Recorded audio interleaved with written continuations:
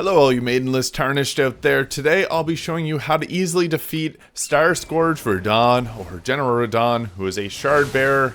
And I just got hit there pretty brutally, but this is a pretty difficult boss fight, and I'm going to show you how to make it a little bit easier. So, as you can see there, I just summoned 3 of those guys there. They make a big difference when it comes to that boss.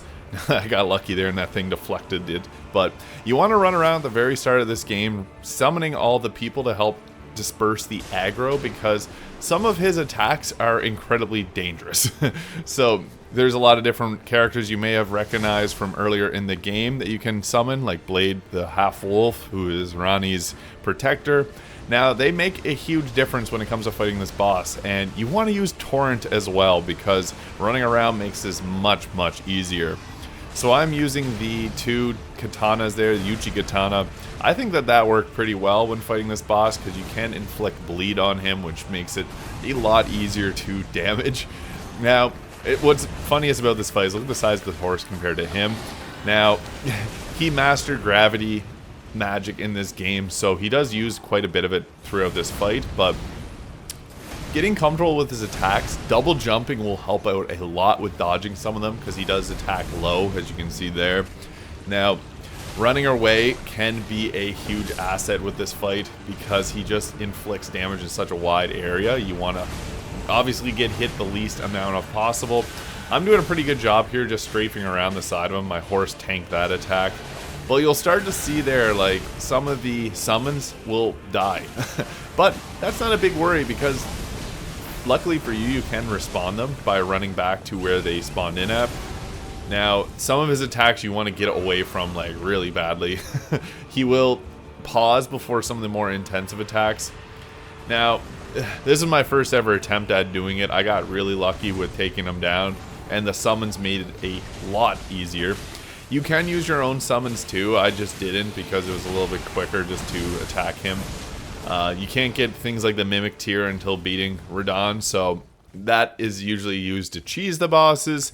And speaking of cheeses, there is a couple of them. This attack here in particular you can cheese by, if you're running down to the edge of the map, there's water there, and if you stand on the very edge, he will use that comet attack and go right out of the map and instantly kill himself. There's also another one where he will jump to his death, and you gotta stand near the cliffs on the other side. So if you want to make this a lot easier, if you've been really struggling, he can commit seppuku and just kill himself. So that's an easy option if you're having a lot of struggle with it. But my general tip is to just keep your distance when he's attacking. Use the double jump on Torrent, because that can make a huge difference with taking this boss down. And use the summons. They make this boss fight a lot easier. So yeah, I don't feel bad using them, because this boss can be, like, really brutal. I'm almost dead there, so had to potion up. But thankfully, having them there can help with spreading the aggro. He uses the gravity magic a lot, though. You can see it flying towards me, and luckily I sprinted away on the horseback, which saved me big time there. But it's kind of a game of keeping all your summons up to take his aggro, and then also attacking him. It's hard to find times to attack sometimes, like that's why I'm just running around right now looking for the summons. They are in slightly different positions, I think. You just run around looking for them. They're somewhat near where they started from, so you can just hop back, grab them, and go on your merry way. But you want to have a couple of them at least at any given time. If you want to make this boss fight a lot easier, you can just take him on yourself, but his attacks are very large in size, and then he also uses magic too. So if he didn't use magic, he'd be a lot easier, but the fact that he uses the magic attacks makes this much more difficult. And that's the reason you want to summon all those guys there like I'm doing. It's quick and easy. You just have to run across and press triangle or whatever button you use to do actions with, and it'll spawn them all right quick. See, he's not even attacking me here. He's kind of leaving me alone, just giving me time to go and summon them all back up. I was running low on potions at this time, so I didn't want to play too risky. You can be a little bit more risky with him at times, but you got to know when to avoid the attacks and when to go at him. Some of his most annoying attacks will be... Oh, I almost attacked that guy. Some of his most annoying attacks are that comet attack where he's... My horse, whenever I fall off a cliff, I die. When he does that attack, he's flying from the literal stars, and he can survive it, so...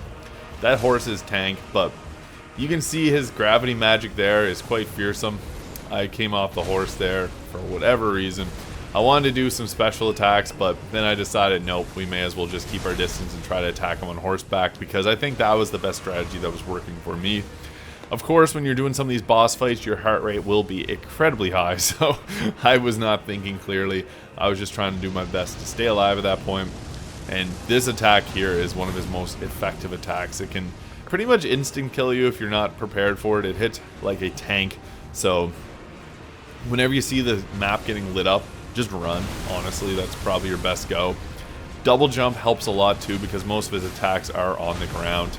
And yeah, you gotta watch for those. Whenever he lights up purple, you know he's gonna be using his magic, which can attack outside of it. But here I was nearly about to finish him off, so I thought I would just go for it, because yeah, you just want to finish this boss fight off. Your character will do the most damage, but the minions can help out quite a bit. As you saw there, they were able to pick up the kill. Chose the blade, he was able to get that, but that's how you beat Radahn in Elden Ring. Quite a difficult boss fight, but as with most Elden Ring boss fights, they are going to be quite a challenge. So thank you so much for watching, and I'll see you in the next video.